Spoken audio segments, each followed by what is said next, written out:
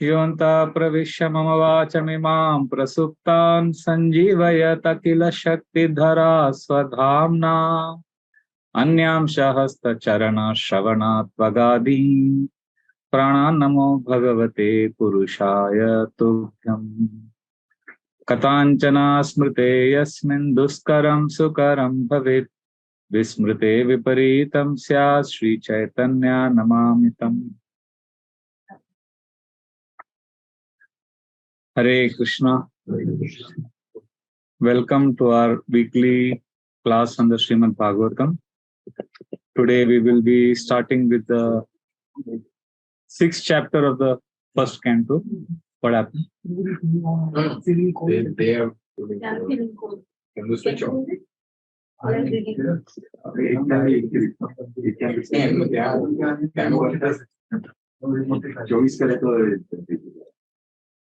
In this pastor, they do it.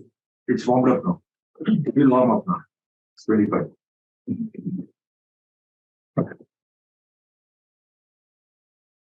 Hare Krishna. So we'll start with the new chapter today. This is 6th chapter of the first canto. Now we know that in the previous chapter, Narad Muni has emphatically established to his disciple Vyasadeva that devotional service should be glorified, and the vacuum in the heart can be fulfilled only if we practice Krishna consciousness. That is the main thing that is lacking. And to establish the importance of devotional service, he has given his own case study. Because when you give an example, it makes the point very emphatic.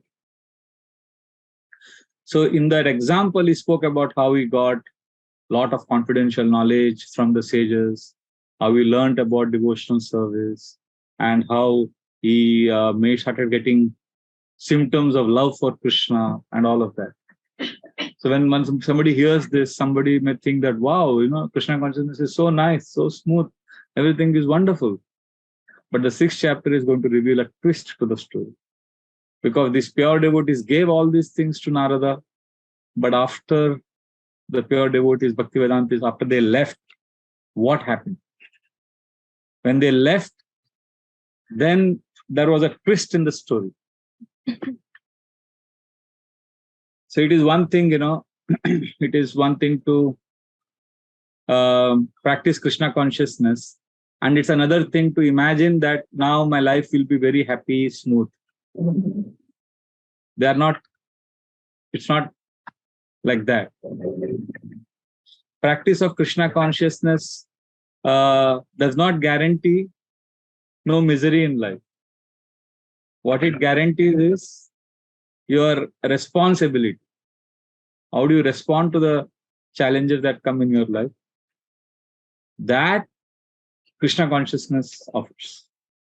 And that's what we will see in this beautiful section now. So you can repeat the verses after me. So now you know the background, right? We have completed the background. So now Narada is almost on the stage of love for Krishna. And the Bhaktivedantists have given everything and they have left. So now let's see what happens to the story. So please repeat after me. Text number 1 of 6th chapter. Suta Uvacha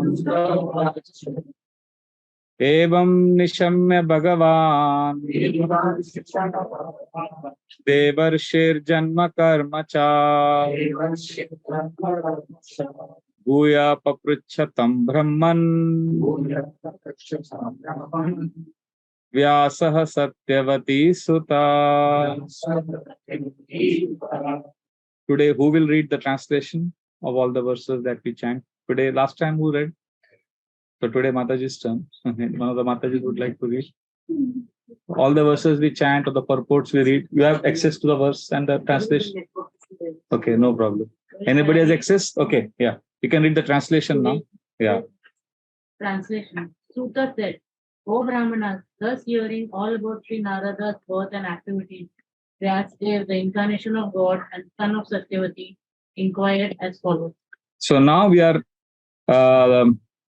so Vyasadeva, Sutta Goswami is now going to say that Vyasadeva is going to ask questions. Till now Narad Muni spoke for so many shlokas. So what did Vyasadeva hear? And what is he inquiring now? See, he was despondent earlier. You know that he was depressed. So now, so we heard how his life, he got initiated, all of that we heard. But now he's asking about Guru. Acha, you learned all this, and then after the Bhaktivedanta is left, what happened then? He's going to ask now all these things. See, this is inquisitiveness about your teacher, about Guru, is healthy. How did you get the knowledge? What happened? So this inquisitiveness you will see now in Vyasadeva. You know, Srila Prabhupada also, when he was initial days, he was always inquiring about his spiritual master from his god brothers. Like you would ask devotees, Acha, where is Bhaktivedanta Thakur now? Where is he going? What is his teachings? Always wanting to know about the activities of the Guru. Like Srila Prabhupada came to know that his spiritual master is in Koshi, Vrindavan, for a yatra. So he dropped everything. He was going for some business work in Mathura. So he came to Vrindavan. He spent 2-3 days in Koshi. He heard from his Guru. And whenever he would go to Gaudiya Math, he would always ask about what the activities of Bhakti Siddhanta Saraswati Thakur. So this is an ideal mood of a devotee.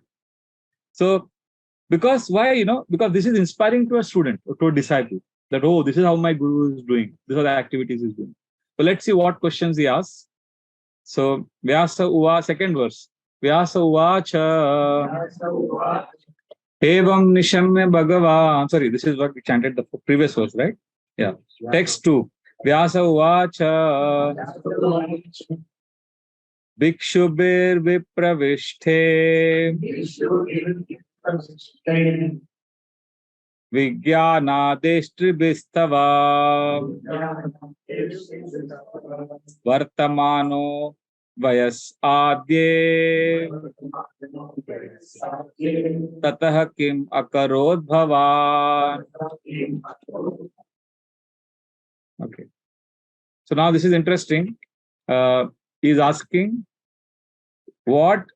Now Vyasadeva is asking that after the sages left, then what happened? And before you became Narad Muni, what happened? See, the initiation, Narad got initiation from his gurus, Bhaktivedantas. That is very glorious.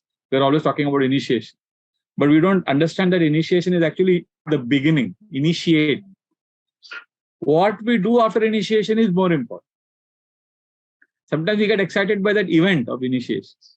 Like recently, one of the devotees was coming from a program for many years. He was getting married. So he went to my spiritual master. And he was telling Maharaj, you know, there's a lot of complications in the marriage, but now we have sorted everything out. It's going to be in Mayapur. And it's like this. So how, you know, we're going to get married like this? So Maharaj said one sentence. Maharaj said, it's great you're getting married finally, but what you do after marriage is more important. Marriage is a one-time event. Similarly, initiation, so we are all excited, okay, Diksha hoga. But Diksha ke baad kya karenge? So therefore, so we take vows that we will follow. So, you know, we want, in the end, we say, I will serve in the mood of a servant. So Narad Muni got this training to serve and to practice Bhakti Yoga. But now the 6th chapter is very special because in the 6th chapter, we are going to learn how he practically applied what he had learned from his guru when they were there. That is why this chapter assumes a lot of importance. It is one thing to learn. No, you are reminding us. Thank you. Mera bhi wo kar dena mute. Give me. I'll do. No, this Krishna teaching me. So, you know, like Prahlad Maharaj, you know, in the 7th canto, we'll find he starts instructing his friends on, you know, Krishna consciousness. He's a small boy. So then when the teachers were out during the lunch period, you would teach them. But the children asked the same question like now Vyasadeva is asking. How did you learn all this? You are with us in the class. How did you get all this? So the inquiry about the teacher is also, just like we inquire from the teacher, to inquire about the teacher is also good. How do you know? And I want to know your background. How did you study all this? How you got excited? Like we find a lot of examples like this in the Bhagavatam. Not just Prahlad Maharaj. We find Rahuguna. He's asking Jadabharat when he gets enlightened. He's shaken by Jadabharat's instruction. Then he says, Acha, but who are you? So like that he asks. You know, Srila Prabhupada also, his disciples would often ask him, like Srila Prabhupada would give classes in this 26nd Avenue in New York. And initial days, a lot of hippies would come and they were completely disoriented. Some of them were into drugs. And intelligent boys were also coming, like Howard, Keith, Chuck, Wally. They were all studying in college. Bruce was a professor. Howard was a professor in Columbus, Ohio State University. He was teaching English literature. They were intelligent boys. So the class Prabhupada would be very grave. After the class, in the daytime, Srila Prabhupada would be in his apartment. And in that apartment, he would be sitting and doing his translation, and the room would always be open. So the boys would walk in anytime and talk to him. And they would discuss for hours. And then some other new boys would come, the older boys, after some time they would go. So like that, he was always giving time. And that time they would ask questions, different questions like, Acha, you come from India. Do you have a family there? Who is there in your family? Then Prabhupada would tell them about his family. In fact, Srila Prabhupada, said many things. You'll find Srila Prabhupada telling about his guru. They would ask, who is your guru? How did you learn? Srila Prabhupada would talk about how his spiritual master would put tilak without a mirror. Small details also he would say. So, it's not that we go to the guru and disturb him by asking all these questions. That's not the point. The point is that mood, that eagerness to know. And when you get an opportunity, it is healthy. It is a quality of sincerity and wanting to know. So that in that mood, Vyasdev is now asking Narada. Like if you see Rama and Lakshman, when they are going with Vishwamitra, the Ramayana describes. So they ask Vishwamitra Rishi, how do you know all the knowledge of these astras? And then Vishwamitra not only tells them about the knowledge, how he got the knowledge, he starts telling them about his background, including how he got captivated by Menaka and Ramba. Look at the height of authenticity and transparency that you're telling your disciple all this. So basically, to teach lessons, sometimes the guru will also share his mistakes. And when he discloses this, he wants to tell the disciple how he grew in his spiritual life and how he came to this stage. This is very helpful for the students. And he will not hesitate many times to share his struggles as he was growing and as he was evolving in his spiritual life. This is healthy. Like, Srila Prabhupada, when he's talking to his boys in America, they're all new. He tells them about his childhood, what all he used to do, and even tells them how when his father fixed his marriage with a girl, he says, I was not attracted to that girl. I wanted to marry another girl in the neighborhood. And my father did not approve of it. I mean, how do we know all this? If Srila Prabhupada had not said, anybody would have known this. And he only says that, I wanted to marry her. Then I asked my father that, can I have a second wife? I don't like this girl. So then my father said, no, this is good for your spiritual life. All that. See, this requires little simplicity and transparency. This is sweetness of Srila Prabhupada to share all of this. So if he had not said, we would have never known. But sometimes you see that spiritual masters, they share certain things if it serves a purpose. If there is a good lesson from my shortcomings, and if you can learn what not to do, then I don't mind sharing. When that's the mood of a teacher. The teacher generally shares with that mood. And this is the mood of a spiritually enlightened person, whether it is Vishwamitra Muni or other. Sometimes what happens is many people, they feel embarrassed and they hide their mistakes, which is also reasonable. Basically, people who are not insecure. People who are not insecure and,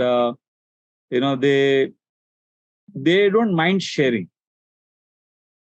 Because they are feeling secure in their relationship with Krishna.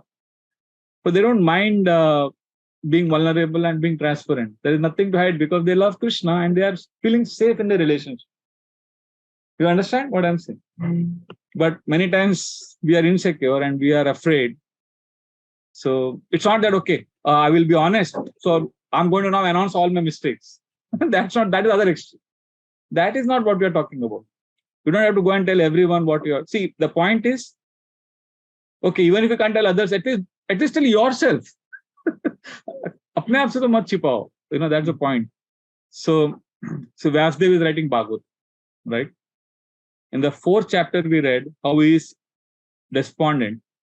So right in the beginning, Vyasadeva has written Bhagavatam, and right in the beginning he's talking about his mistakes. I mean, he ends with, the fourth chapter ends with his being depressed. Fifth chapter begins with his mistakes. How he overemphasized on Purusharthas. So this is the literature which is, the author is starting this literature by explaining about his mistakes. And we are studying his mistake. And he's not hesitating to put it in the Bhagavatam. Are you? See, Narad Muni, in the 7th canto, we find this amazing description. He's talking to Yudhishthir Maharaj about his previous life. Now, Narad Muni is the guru of Yudhishthir Maharaj. So he's telling him that, in my previous life, I was a Gandharva called Upabharana. And we had to go for a Sankirtan festival which was organized by the Prajapatis. And I went with my girlfriends and I sang cinema songs there. Prabhupada writes, he sang Bollywood cinema songs. He was supposed to do Sankirtan.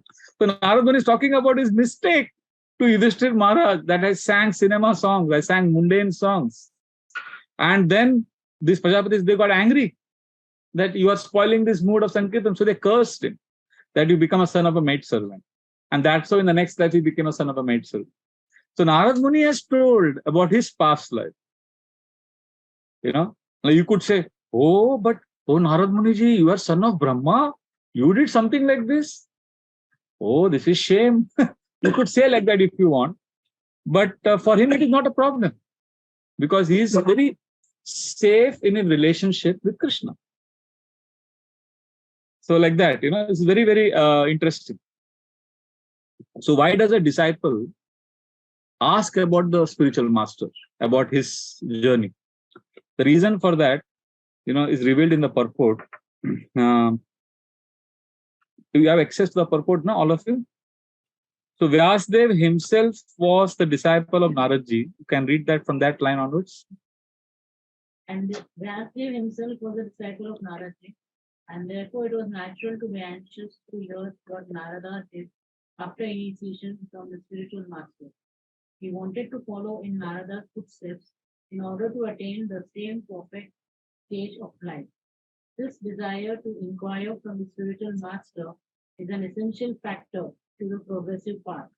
This process is technically known as Sat Dharma Pracha. Yeah. So basically, he was wanting to follow in his guru's footsteps. He wanted to attain the same perfect stage of life. That's why he's asking from him what happened in your life, what you did after the Bhaktivedanta is left. So that's why it is important. Okay. So text number 3, we will read. Vayambuva kaya vritya vartitam te parambaya katam chedam udaskrakshi kale prapte kalevaram.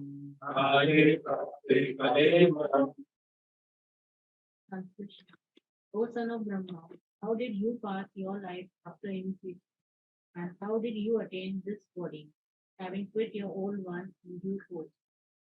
What does Prabhupada write in the purport? Srila Vyasadeva desired him to disclose the facts for everyone's satisfaction.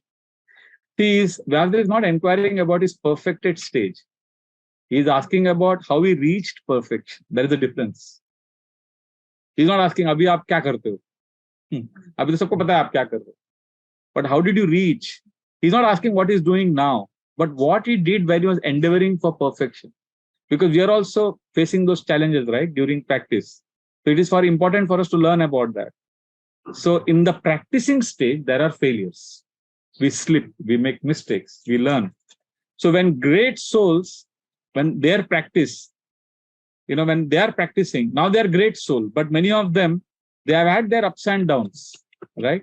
So if they share their struggles, then it can be very helpful.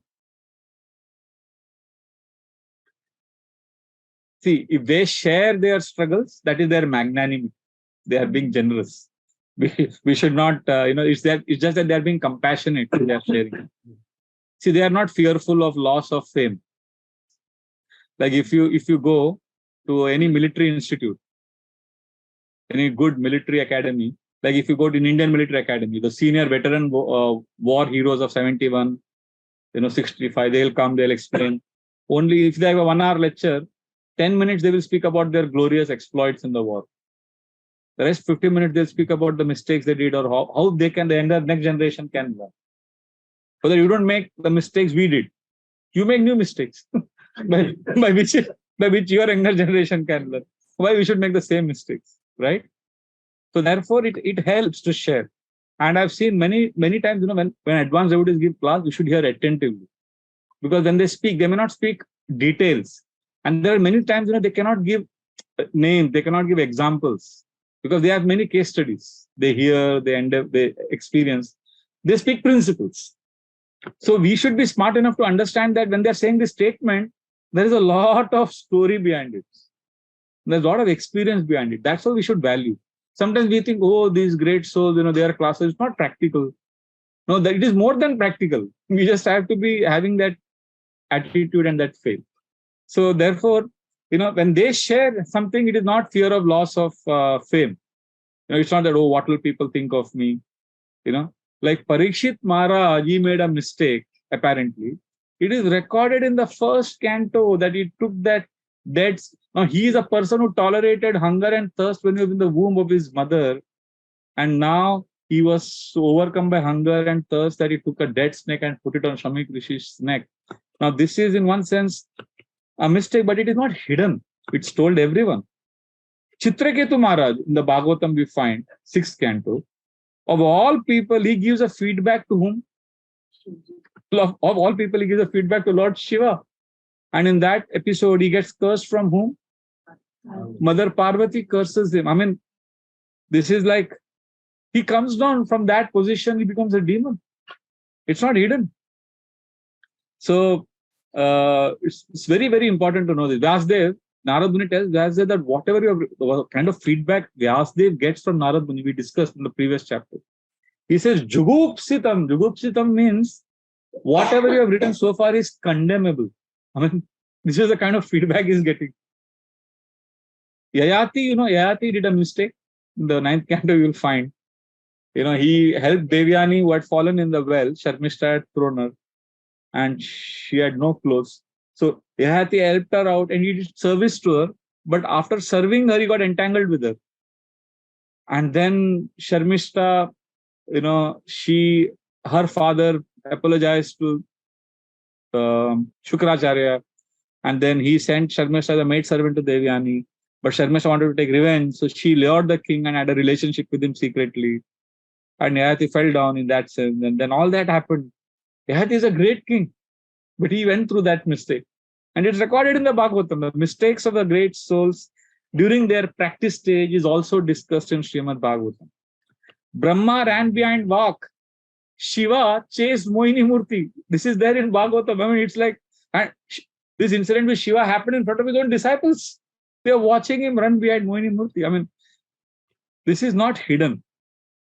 See, this is shared in the Bhagavatam, not that we hear this and do gossip and we criticize. That's not the reason. It's not, we should never criticize great souls. See, this is a different paradigm. Many of us can't appreciate this because we are living in 21st century where in the age of the digital age, modern propaganda, the internet is to spread all the messages and vilify a person's character and defame him and publicly discuss the mistakes of great souls and derive pleasure out of it. That is our mood, unfortunately. So we fail to understand the context. If we are a sincere spiritual seeker, we will not bring down a great personality. So nowadays that is arrogance. That's why the great souls also don't talk about it. Because it's better they don't share. Because people are not mature enough to understand us. So aggravating negative news is a modern disease. Not in earlier time, people are learning from those negative things. But Vedic culture is sensitive. We discuss mistakes, but we go forward. And how should we deal with these mistakes? If you come to know, why I'm saying this because, I see in the internet, which is a forum of most irresponsible behavior, even amongst devotees, so much of vilification of sincere devotees' character happens on the internet. I mean, if you are a little snoopy kind of person who likes to do some, gossip and all that, internet will give you enough fodder enough internet will feed you for the rest of, for hundreds of lifetimes. So much blasphemy, so much malcontent is there on the internet. So therefore, I'm sharing this, that sometimes leaders do make mistakes, or they have made mistakes in the past, and it may be there. So Srila Prabhupada has taught us, when we hear about great souls, the mistakes, what we should do. In the third canto, which we will hopefully come soon, 12th chapter, Prabhupada gives basically 3 things that we should do when we hear about mistakes done by sincere devotees. Because we all have come to ISKCON with a sincere desire, but we will make mistakes. So Srila Prabhupada says, first, he says, don't lose discrimination. If you see a mistake, see it as a mistake. Don't say, oh, this is transcendental, this is Leela, and this is pastime. Like, okay, Brahma ran behind Vak, so I can also run behind a woman. You can't justify, you can't lose discrimination when you see a mistake. That is the first thing Srila Prabhupada says. Second, very important, Srila Prabhupada says, don't minimize the position of a person because of a circumstantial mistake that a person makes. Do you understand this? Don't minimize the because Shiva, Lord Shiva remains a great soul despite this incident of Mohini. Marichi's sons, they criticized Lord Shiva, and they had to pay a heavy price for it. So an accidental fall down is not a fall down, because a person has come back, a person has repented. There is a difference between making a mistake and being a criminal. Often what we do is, when somebody makes mistakes, we give him the tag of a criminal. And even if that person is punished, we keep that stick with us and punish him for the rest of his life. In a court of law, also, a person is punished only once for a crime. But in a devotee society, we have seen, because of immature, unreasonable behavior, we keep punishing that person for the rest of his life. This is how ironical it is that we are supposed to be most compassionate and loving, but we harass a devotee for the rest of his life with stigma. Srila Prabhupada said ISKCON is like a hospital where all of us are diseased. We are coming here for cure, getting cured. It's like a lot of mud on your body and you're under shower, and there are 10 devotees all taking shower and they're all full of mud. So when you're cleaning your body in the shower, you can't say, hey, तुम्हारा इतना कचरा है, तुम्हारे सबका कचरा है, अब सब लोग स्नान कर रहे हैं. Everybody is taking bath. So we are all coming here for purification. This is a hospital where we ought to get cured. But unfortunately, we have reduced it to a police station. ISKCON is not a police station, it is a hospital. So therefore, this is the second thing. First is what? Don't lose discrimination. And secondly, what is the second thing I said? Don't minimize the position. And third, learn from this what is incident and grow in your spiritual life. Like when you see this incident, okay, I can also become a victim of lust, so I should be careful. Learn and be careful. So 3 things we have to learn from mistakes of great souls. First, what is the first lesson? Don't lose discrimination. Second, don't minimize the position. And third, learn the mistake and move and be careful and grow in your spiritual life.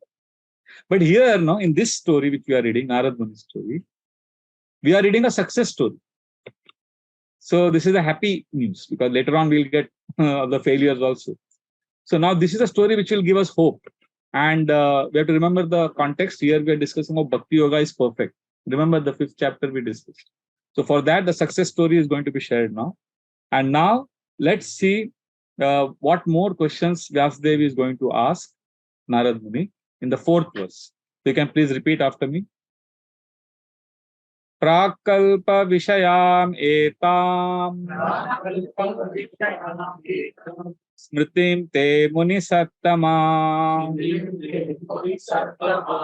Nayesha Vivadhat Kala Esha Sarva Nirakriti. Translation. So great soul, time annihilates everything in due course. So how is it that this subject matter, which happened prior to this day of Brahma, is still fresh in your memory, undisturbed by time? See, you are sharing. Narad Muni is going to speak not about previous day. He's talking about previous day of Brahma, which is a long time ago. We don't remember anything of yesterday. We don't remember last Tuesday what we had for prasadam. Narad Muni is going to remember what happened in the previous kalpa. So that's why he's an enlightened soul, and his consciousness is not consciousness of body, he's energized by soul. And if someone is so evolved and someone is so enlightened like Narad Muni, he can remember the activity of the soul. Srila Prabhupada writes in the purport, consciousness of the material body means spiritual consciousness expressed through the medium of a material body. This consciousness is inferior, destructible, and perverted. But super consciousness of the supra mind, the spiritual plane, is as good as the spirit soul and is never annihilated. And Narad Muni was in this level. Therefore, he could answer this question. So now Narad is going to answer the question of Vyasadeva in text number 5. Please repeat. Narada Uvacha Bhikshubir Vipravasite Vijnana Deshtribir Mama Vartamano Vayas Adye Tata Etad Akarasham. Translation. Sri Narada said, the great sages who had imparted scientific knowledge and transcendence to me departed for other places, and I had to pass my life in this way. Srila Prabhupada writes a very powerful statement in the first line of this purport. In his previous life, when Narada was impregnated with spiritual knowledge with the grace of the great sages, there was what? A tangible change in his life, although he was only a boy of 5 years. This means even a boy of 5 years, child of 5 years can go through a tangible change if somebody gives spiritual knowledge. These children, I don't know if you've seen, many times you see, when there is devotional service, devotional mood, they will take the lamp, they will offer everyone, they will do chamar seva. Sometimes, in a program, they tell the children, okay, you sing Narsimharti. These things, they have a deep effect. We should never minimize this. We should always encourage. Whenever you see children being encouraged to do what they like to do, like some children, they may not chant japa, but they will like to do arti, encourage. They like to, whatever the devotional activity they like to do, like they like to do kirtan, encourage them. Because, childhood impressions are very powerful. Like, okay, I'll tell you about, I grew up in a temple town in Udupi. My grandfather was a priest in the temple. So, first 10 years I spent there. So I used to go in the temple, eat prasadam there. For 10 years I was in the temple only, taking prasad. My school was behind the temple. So that time I didn't realize what I was doing. Taking prasad in the temple, there's all paintings of Krishna, running around, all the prayers, everything. Typical. And evening, there was no TV, IPL that time. So every evening there would be dramas in the temple courtyard. The sannyasis would be there. And sannyasis, because my grandfather was a priest, the sannyasis there would sometimes joke with me, make fun. I was a child, just running around. I had no idea what was happening in my life at that point of time. And then when I was 10, I came to Mumbai because of my whatever. It's a long story. So I'm just this is the context I'm saying this. So when I came to Mumbai, we were staying in South Bombay. So so it was all different culture. So then I became a Mumbai product. All that Udupi childhood gone. So next 16 years I was here only. That file was closed. And then first time when I came to shop Radha Gopinath Mandir in 98, when I first walked into the temple, suddenly my childhood memories came like a tsunami. And all the paintings reminded me of childhood, running in the courtyard. And then I went home, I like a zombie, my favorite TV show was going on. I didn't even watch it. My father said, "What's wrong with you?" I said, I didn't know what hit me. Now, that doesn't mean I'm a very advanced soul. There are a lot of mistakes, which I'm not sharing now because we are speaking about Narada Vyasa Samvad. But I'm convinced I'm an ordinary soul. It's just that it has power, And see, the problem is in India, saffron people don't treat them as sadhakas. They treat them as pure devotees. So if I'm convinced that people will treat me as a sadhaka, then I can share all my mistakes. So I don't want to, but I've shared with my temple presidents, my counselors. So basically what we do is, the point here made is that what impressions a child gets, what Narada got as a child, it was extremely powerful. So never underestimate the potency of samskaras that children get. So what we learn from Narad Muni's pastime, one of the lessons is that association of great devotees is so important. Like I know one boy in London. I know you'll be very embarrassed if I tell you about his story. I'll tell his name, what he will do. Ravi Talsania. I just love him. He's such an amazing boy. So when he was a small child, he used to only associate with Swaminarayan sadhus. His parents used to take him there. Typical London Gujarati boy. And so much affection from sadhus, so much attention, love, that blessings parents would take him. But then he grew up as a typical Britisher, Indian boy, but British culture, going to school, college.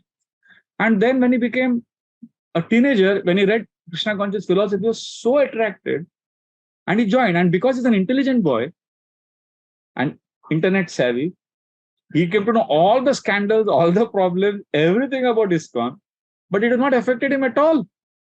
Because of that samskaras, he loves devotees, he serves them like anything. And he's such an amazing devotee that he works for that, what is that, Steve Jobs' company? Apple. He works for Apple. And I saw him one day. He came from office directly to temple. I said, he was in dhoti kurta tilak. I said, he was in dhoti kurta. You went home and came? He said, no, I came from office. So you changed in office? He said, no, I went to office like this today. I said, what? Yeah. I said, when you're not scared, you're not feeling shy. You're so confident and daring guy, And after that day, I became his fan. And because he's got so much conviction about Krishna consciousness. And I keep telling him, this is not you. This is the blessings you got from your parents and from sadhus. And he also accepts it. And he's such a young boy, but he's involved in very high-profile services of ISKCON GBC now. He's in a very big committee and all of that. And when I go, I talk to him, I understand he knows a lot because he's mature. That maturity has come because, just like it's the power of association of great devotees. We are made up of blessings. Many times we don't even know that. So this is emphasized by Prabhupada in the last two sentences of this purport also, where Prabhupada says, actual association of devotees brings about a quick change in life for spiritual realization. How it's so acted upon the previous life of Narad Muni is described by this chapter. So this is an example also of apratiyata, uninterrupted, like even at 5 years of age, a boy can become devotee. Any other example, of a child becoming a devotee at such a young age? Prahlad Maharaj, right? External situation of Prahlad in the womb of his mother. But even that won't affect you if, bhakti is so powerful. Basically, bhakti is apratiyata, uninterrupted. Anybody can do at any age. Dhruva was 5 years. So bhakti yoga is very powerful. So we are in verse 5, right? We completed verse 5. So now let's see what Narada says. Text number 6, verse number 6. Okay.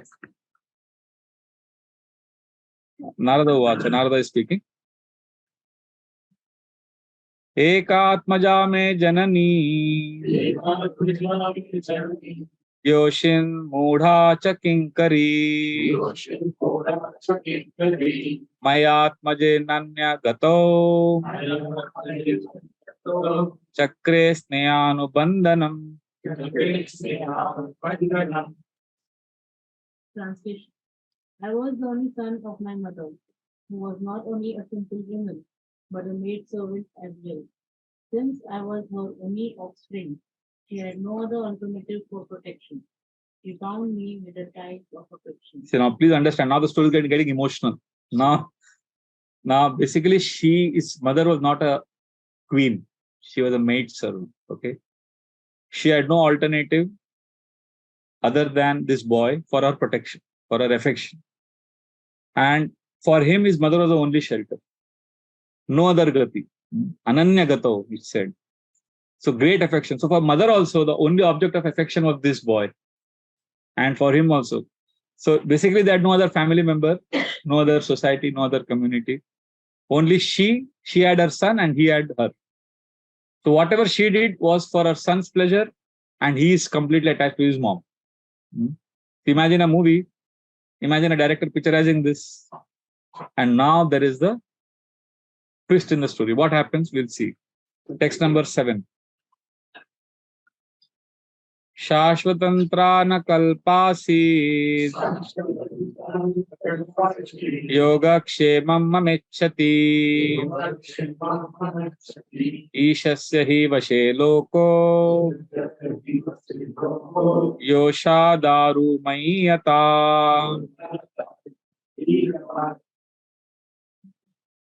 Wanted to look after my maintenance properly, but because she was not independent, she was not able to do anything for me. The world is under the full control of the Supreme Lord. Therefore, everyone is like a wooden doll in the hands of a puppet master.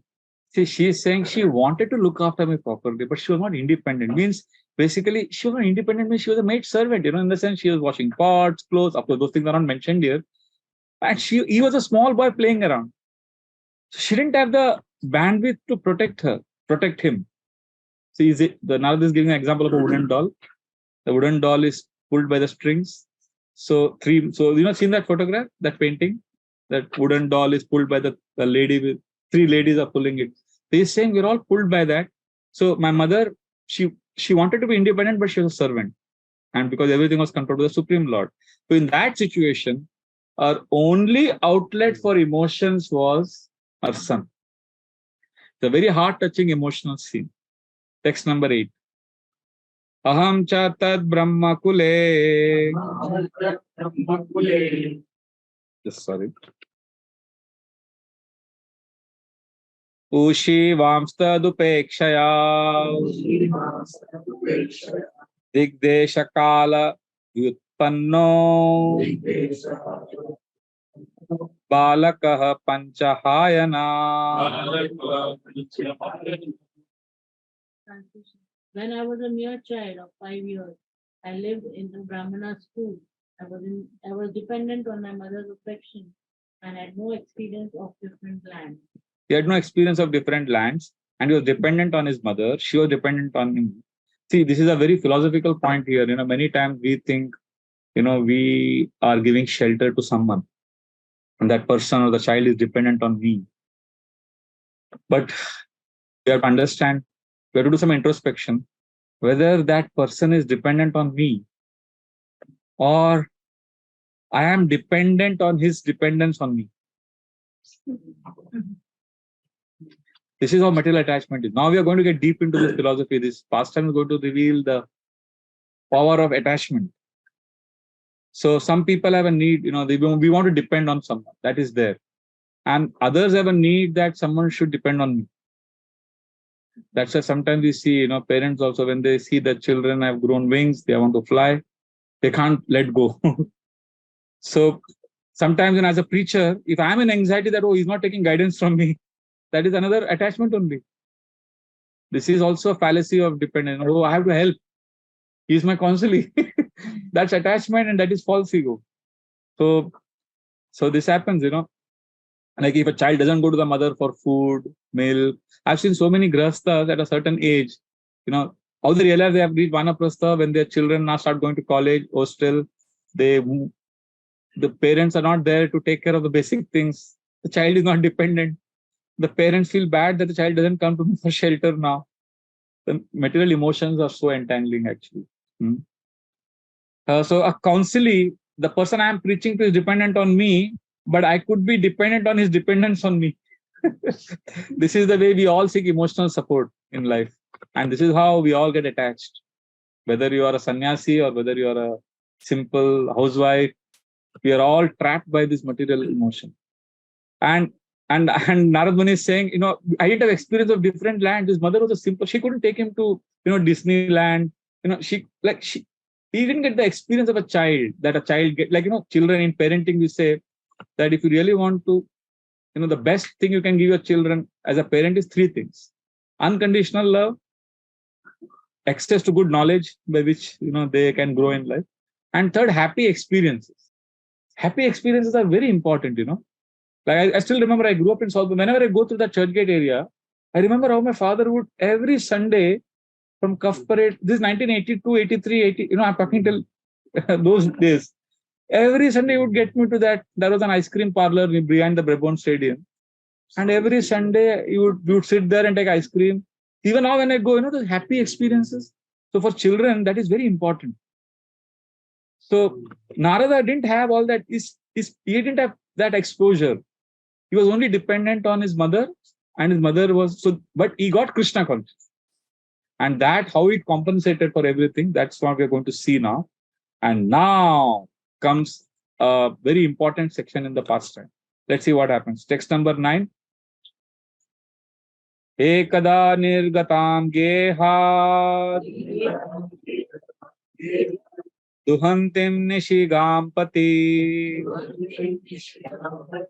sarpo dashat padas prishta kripanam kalachodita. Translation. Once upon a time, my poor mother, when going out one night to milk a cow, was bitten on the leg by a serpent, influenced by supreme time.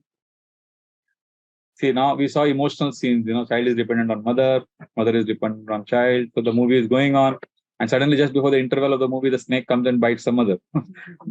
Now, what will happen? Generally, we would expect the child will cry, the audience will cry. But here, what is happening? Look at Prabhupada's purport, that sentence. This is the way of dragging. What somebody would like to, Mataji, you can read it loudly. That is the way of dragging a sincere soul nearer to God. The poor boy was. Bas. A sentence, I wanted you to read this sentence. That is the way of dragging a sincere soul to God. His mother is bitten by a serpent and she died, and he has nobody else. Which movie director will give this purport? This is like the poor boy was looked after by his mother, and now this is happening. But we don't realize now the training which he got is going to come into it. That's how God was doing something very special for him and his mother. Srila Prabhupada, pure devotees generally, they see the big picture. They see what Krishna is seeing. See, we see from my myopic vision, but a pure devotee sees how Krishna is seeing the situation. That's why Prabhupada says this is a way to get a sincere soul closer to God. Krishna has not done injustice to her. She is serving devotees. Because of that service, we can safely understand that she is going to get a better destination. So that Narad Muni is the one who is left in great turmoil. A small child with no support, depending. See, mother is gone. Now, depending on his maturity, he can either blame God or he can take shelter of God. Like Narada took which option, do you think? Shelter. During difficulty, you could do one of the two. I served so many devotees of Krishna. I assisted my mother, and now God is so cruel. He took away my mom. I served him so much. This is what Narada could have thought. Who spoke like this in the Bhagavatam? Kritadyuti. She was a queen. Her son died. He was fed poison by the other queens. And she's a queen, an intelligent woman. And she starts blaming. She becomes so emotional, no logic works for her. So when the situation is emotionally surcharged, when we are overwhelmed by emotions, no rationality and logic works. It's very difficult. When difficulty comes, people are generally overcome by emotions and they blame God. But this is a special devotee, Narada, who had the maturity to see Krishna's hand in this situation. See, Krishna deals with his devotees in two ways. Either by giving the devotee everything, or by taking away everything. Some people, Krishna gives everything. That is the way he takes care. Some people, he takes away everything. Like, Dhruva Maharaj, Krishna gave him 36,000 years to enjoy. Enjoy. Prachetas, the Lord Vishnu gives them 1 million celestial years. And Prahlad is told by Narasimha Dev, you enjoy for a long, long time. Although he did not desire it. If Krishna sees that this will not disturb the devotee, give him. He will give the privileges to a devotee which a materialistic person desires. No? But in some cases, he takes away everything. Like in Avanti Brahman's case, Yasyam anugrahanami harishyetad dhanam shanai. That verse comes where, Lord says, when I am especially merciful, I take away everything. Prabhupada would remember this verse often when he was facing business losses. So in some cases, that's what happens. So Krishna may take away everything or give everything. Bali Maharaj is a great example. Bali Maharaj was charitable. So Vaman Dev comes and says, give me 3 steps of land. Bali Maharaj says, "Ye kya hai? 3 steps." So he says, I can give you so much land. Then 3 steps. So he gives 3 steps. And Vaman Dev, becomes big. And in 2 steps only covers everything. And then he says, Abhi aapne false promise diya. Abhi तीसरे के लिए जगह ही नहीं, मतलब आपका check bounce हो गया. Now what will you do? So then he says, you given a false promise. So I have to do my paisa vasool. I have to take my thing, what you promised. So then he gets Varun Pasha and arrests Bali Maharaj. I mean, a beggar is arresting the donor. This is a crazy case study. He has come to beg and he arrests him. So Krishna can do anything. That's the point I'm saying. Nowadays, if someone retracts his promise, there is no accountability. But in those days, people were obliged. If you made a promise, they had to offer what they promised. So basically what I'm saying is, when you see all this pastime, we see that what does Krishna do? Whatever is best for that devotee, he does. That is the point. That is the lesson we learn. So we as devotees from this episode, we learn that we have to trust Krishna. We have to trust Krishna's love. We have to have this faith that Krishna really loves me. Ye humko bas, ye agar soch ke chalenge na, then our life will be like a movie. Today I was telling someone that, it's like in a suspense thriller movie, so many things happen. We don't know what is happening. In the starting of the movie, they may show one gun is hanging in the, somewhere. And 30 seconds, the camera may be zooming there. And you may be wondering, kya dikha rahe? And the movie goes on, story, plot, then another plot, subplot. And finally, the last 5 minutes, you understand, oh, that gun, from there, the bullet came and killed that. So the point is, how in the end of our life, everything will fall in place. All the dots will be connected. Because Krishna is the best director.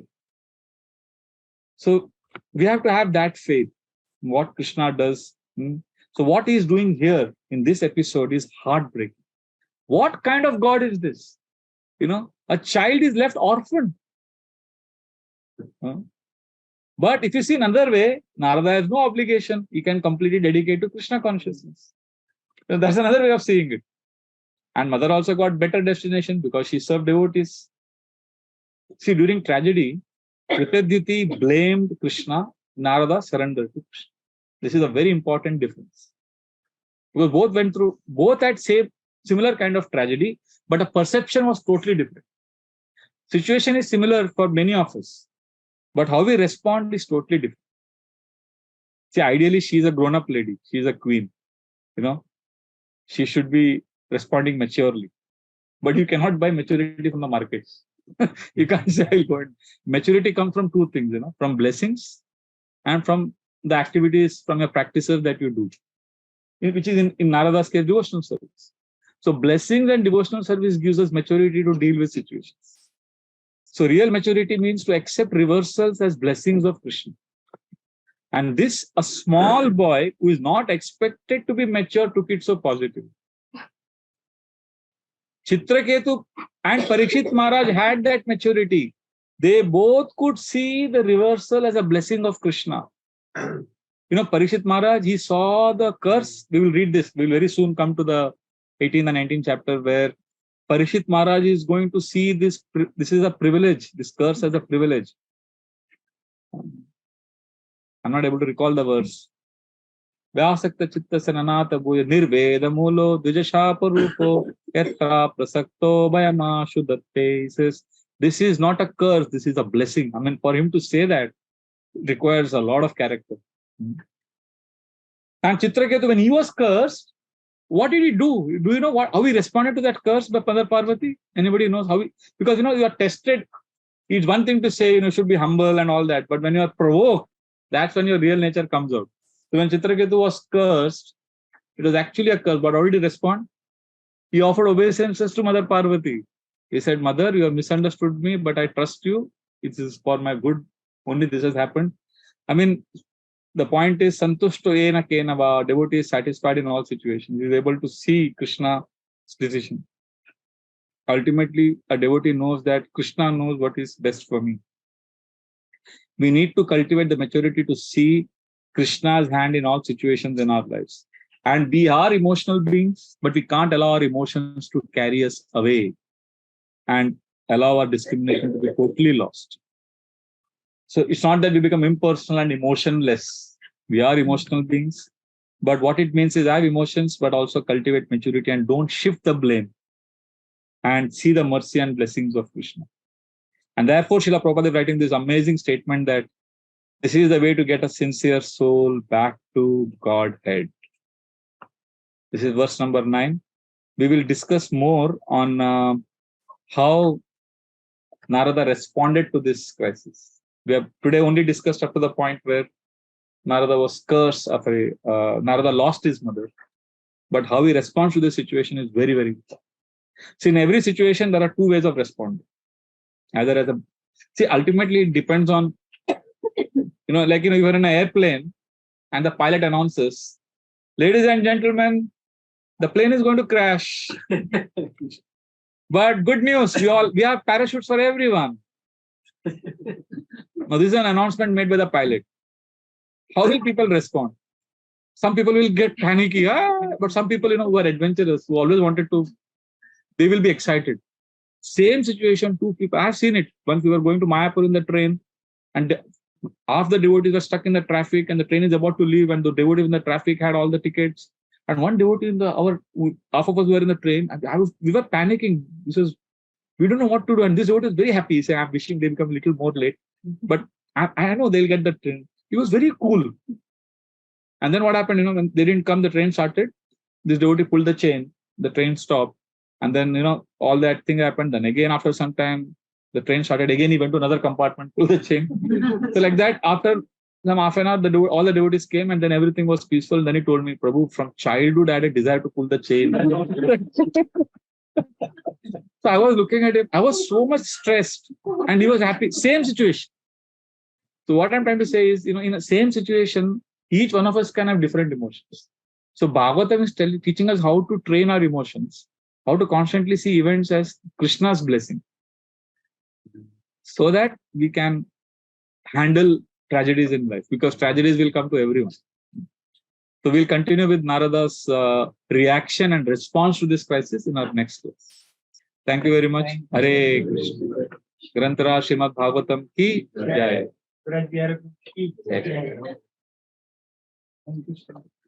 Hare Krishna. Sorry, we are late today. No questions. We'll take next time. Next time we'll begin the class with some questions if we have. Hari Bol. Thank you for those devotees coming online. Hari Bol.